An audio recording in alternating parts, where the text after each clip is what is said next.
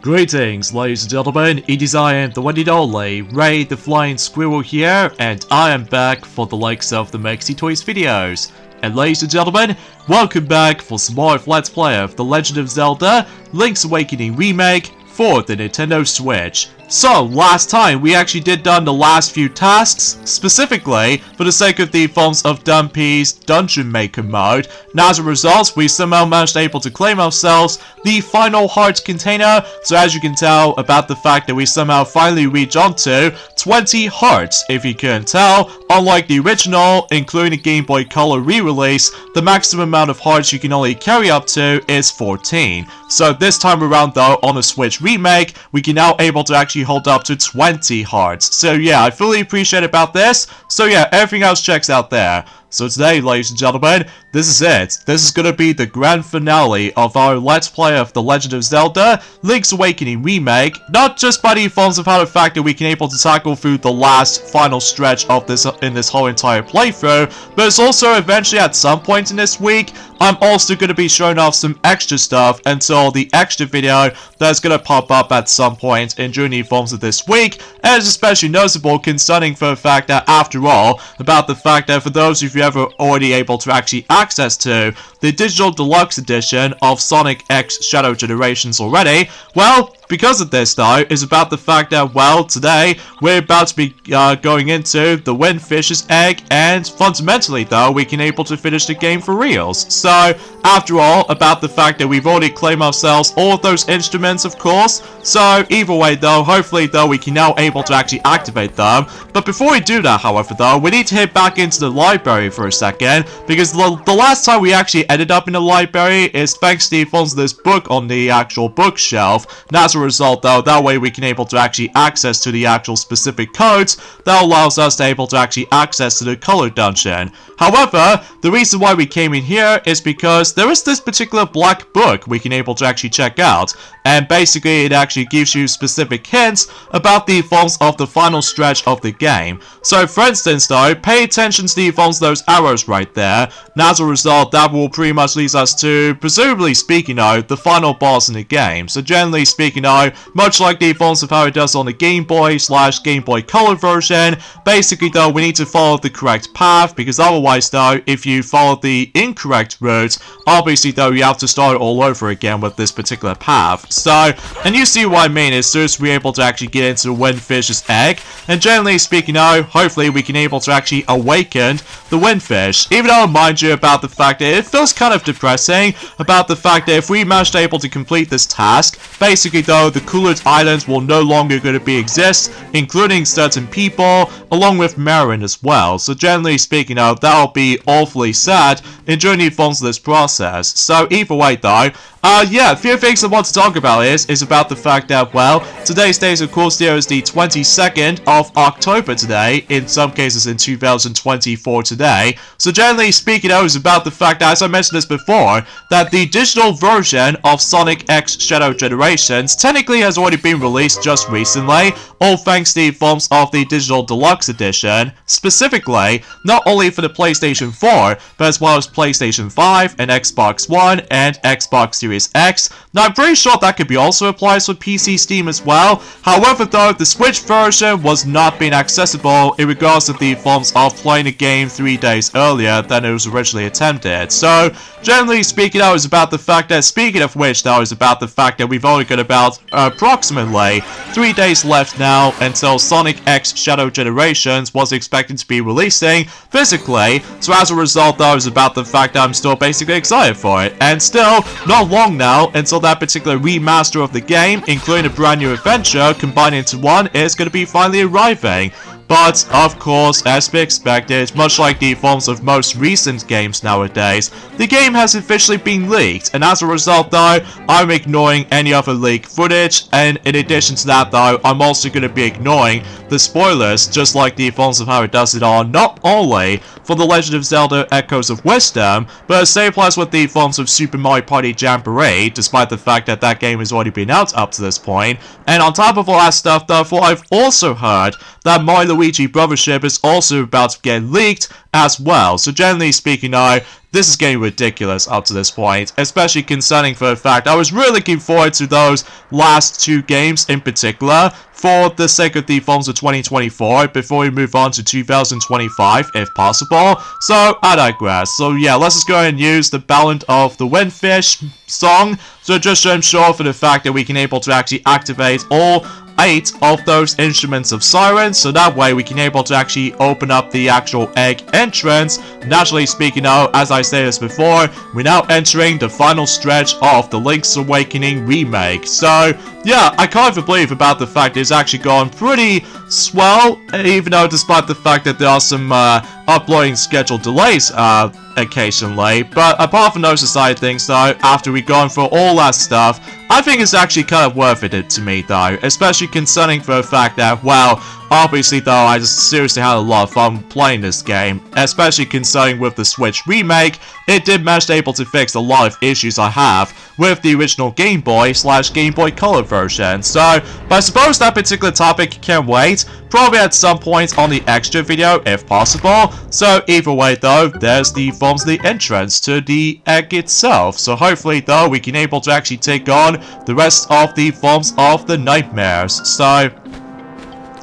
and relatively speaking though, this is going to be the final time we can able to actually, well, technically it's not just yet though, when it comes to this particular conversation with the owl right here, because, well, straight to the point though is about the fact that since we're able to actually get inside, and I just want to make sure about the fact I've got everything else set, especially concerning for the fact that after all, we've got all 3 fairies on the actual fairy bottles, despite the fact that, as I stated before, you can't automatically able to actually bring yourself back to life, unlike the forms of how it does it on A Link to the Past, along with the future Zelda games as well. Obviously though is about the fact I'm sure that the secret medicine is the only method you can able to actually regenerate your health back. So, I digress. So as you can see, there's a massive chasm that we can't able to make a leaps of faith, because obviously though is about the fact that this will pretty much lead us to some rooms you have to able to follow the corresponding order. So, and remember that particular book as we somehow checked earlier?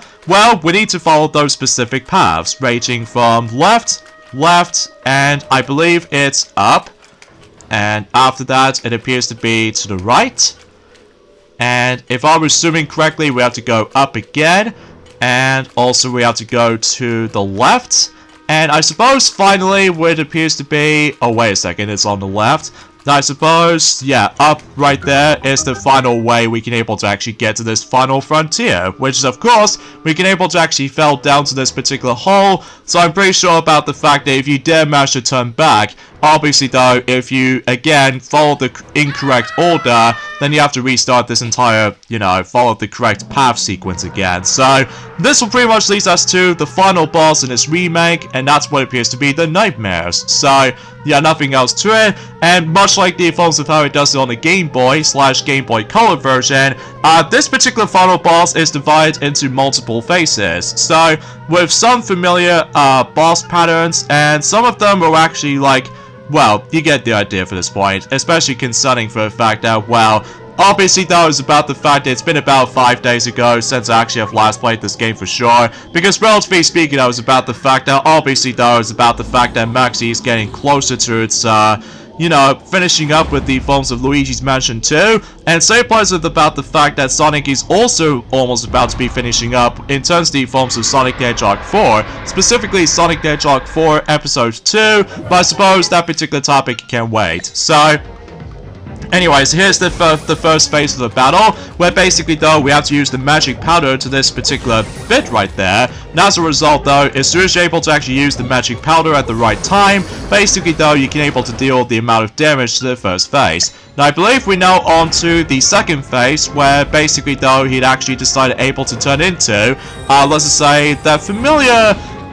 imposter thing from the likes of A Link to the Past. And no matter what though, we have to do the exact same technique as the forms of how it does it in A Link to the Past, and is especially noticeable concerning for the fact that, well, it appears to be, I'm not exactly sure what the main villain of that particular game was actually called, because mind you about the fact it has been a very long while since I actually have last played A Link to the Past, especially concerning for the fact that I've already managed to complete the game multiple times actually, not only on the Wii Virtual Console version, as well as the Wii U Virtual Console re-release version due to the forms of our Let's Play of the game, and on top of that with the forms of the Super Nintendo Classic Mini, and also the Game Boy Advance remake. So, or technically a port, I should say. So either way, now we're on to the third phase, where this is also very familiar, and as a result, it's basically the exact same fight as in the first dungeon, except now he has more health, and as soon as you're almost trying to take him down, he actually moves a lot more faster. So yeah,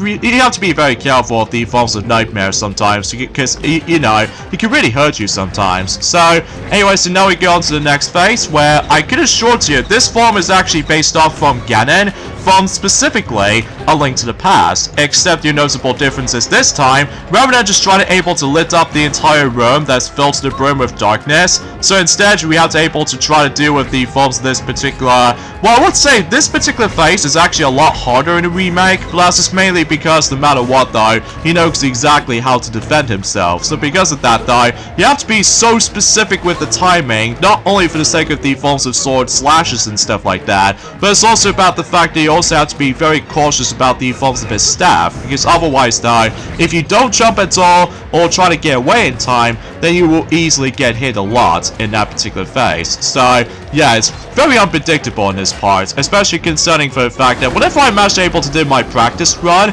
oh my god, I got easily get wrecked. So, but I digress. Oh geez, looks like he's not down just yet, and in fact, let's just go ahead and use the,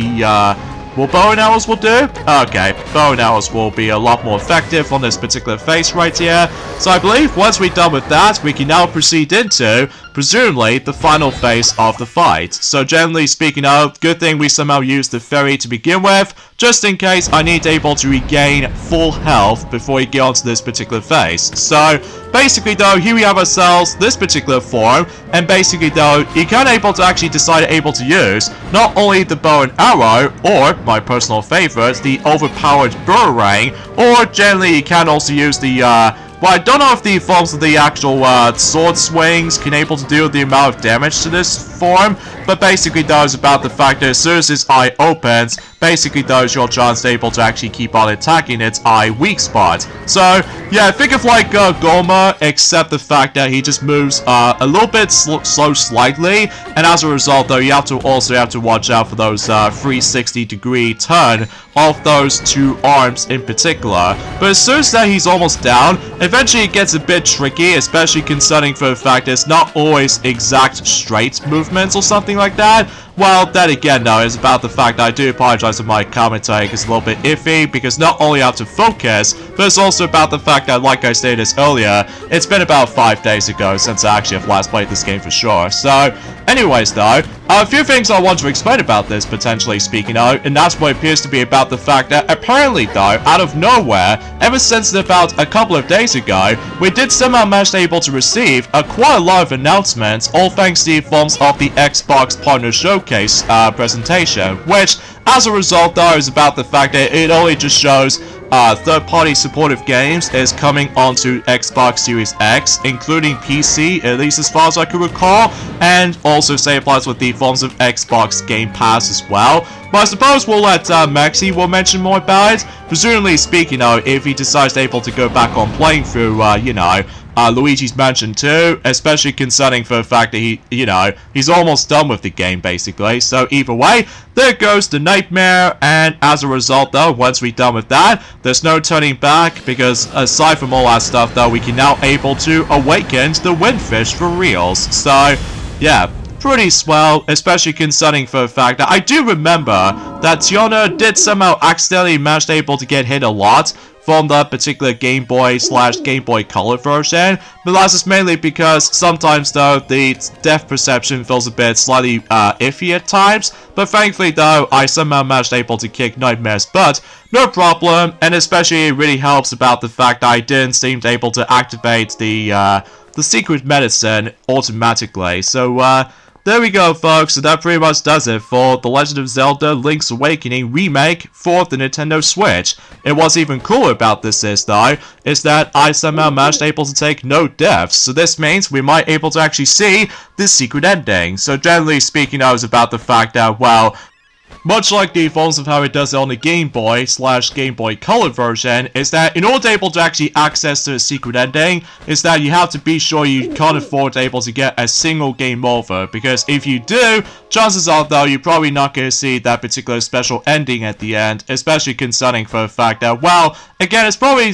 best able to save that particular topic until whenever we get onto the extra video of this particular game, because, well, straight to the point though is about the fact that the entire Let's Play itself is not exactly over yet, because, well, there's a lot of things I would like to discuss upon. So either way though, I suppose there's another thing I want to classify for mentioning about this, is that fundamentally speaking though actually, is that this Friday coming up, which appears to be on the 25th of October, well, not only does about the fact that Call of Duty Black Ops 6 is going to be releasing during that specific period, but it's also about the fact that Sonic X Shadow Generations is also going to be on its way as well, and Journey forms of physically and all that stuff. But it's also worth noting for is that Banjo-Tooie is now going to be a part of the Nintendo Switch Online expansion pack. So yeah, that seems pretty cool though. But then again though, it's probably best if we let Maxi will mention more about it if he goes back onto Luigi's Mansion 2 at some point on this Friday if possible. So either way though,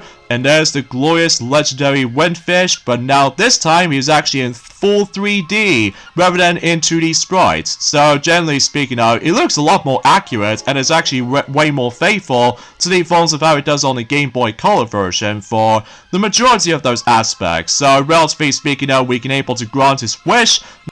But then again, it's going to be pretty sad able to see Cooler Island is going to be disappearing, including the rest of the townspeople, including Marin, and all that stuff. So, anyways though, there's also another thing I want to discuss upon, and that's what appears to be about the fact that apparently though, Phineas and Ferb is going to be making its revival at some point until next year in 2025, which clearly I wasn't expecting to see that coming, especially concerning for the fact I've heard it's actually incredibly popular back in 2000s, so I'm very curious to know about the fact that if the actual series is about to revive at some point until in 2025, presumably on Disney Plus if possible, but we shall wait and see what happens, especially concerning for the fact that, well, at this point in time, is about the fact that recently though, I've managed able to recently pre-ordered Mario Luigi Brothership. So as a result though, at this point, we are essentially done pre-ordering stuff for 2024,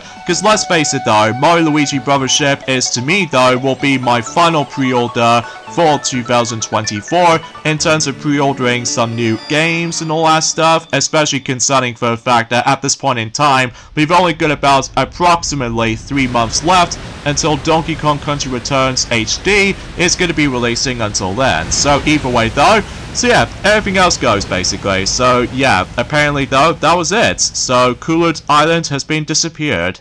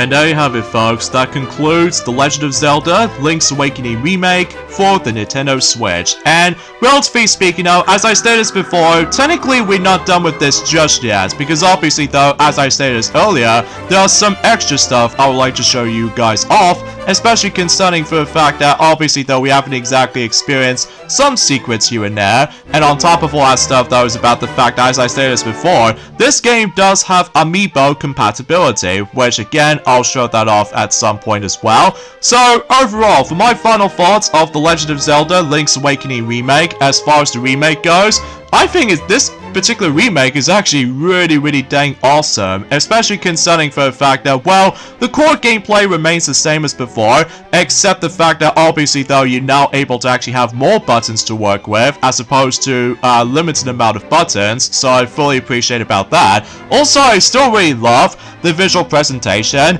not only for opening and ending cutscenes, because it almost reminds me of I was watching an anime and stuff like that, but it's also about the fact that I love the chibi art style, especially concerning for the fact that I've almost gonna be making myself a handmade diorama or something like that. Well, it kind of reminds me of that, but I digress. Also, the soundtrack is so dang amazing to listen to, especially concerning with the Forms of the Faith Shrine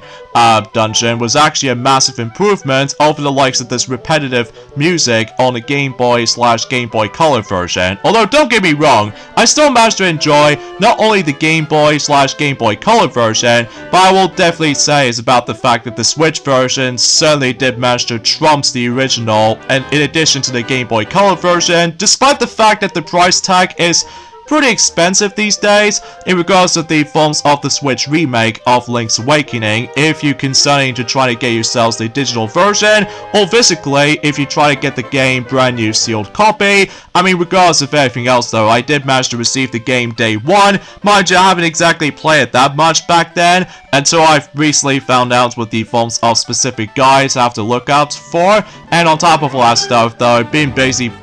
playing through other games in the past, ranging from Luigi's Mansion 3, in addition to the forms of Mario and Sonic at the Olympic Games Tokyo 2020, and of course Super Mario Party just about a few years before the next Mario Party was a thing, which actually, as it turns out, is Superstars, but it does have some issues with Link's Awakening Remake I want to point things out, and that's what appears to be about the fact that the frame rate is constantly chucking sometimes, which I will admit it though right away, it feels a bit inconsistent with the frame rate and all that stuff, but apart from those aside things though, you should probably be able to actually recommend this particular version of the game, especially concerning for the fact that obviously though you can play the game on the go, much like the Game Boy/Game Boy Color version, so, but I digress.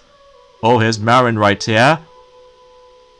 And yeah, that's the secret ending, because then again though, much like the Game Boy/Game Boy Color version, if you don't take a single death, that's how you essentially get that particular secret ending award. So, and there you have it. And as a result though, Marin just somehow becomes a seagull, because as a result that she managed to dreams about it, or anything else like that. So, but I digress. So yeah, let me go and quickly save right here, and then as soon as you're able to save your game, as you can see, not only you see the Coolers Island from a distance on that image, but also we get ourselves the glorious star icon, which means you've somehow beaten the game. So yeah, with all that being said folks, is that we get endings of this point right here. So join me next time for more of Let's Play of The Legend of Zelda Link's Awakening Remake for the Nintendo Switch. Is that we're about to show you guys some extra stuff. Mind you, it's not going to be that much though, but I'm only going to be showing off some tiny little things here and there. So yeah, I just want to get this out of the way before we finally finish up this game. So I'll see you guys until then. Later fellas.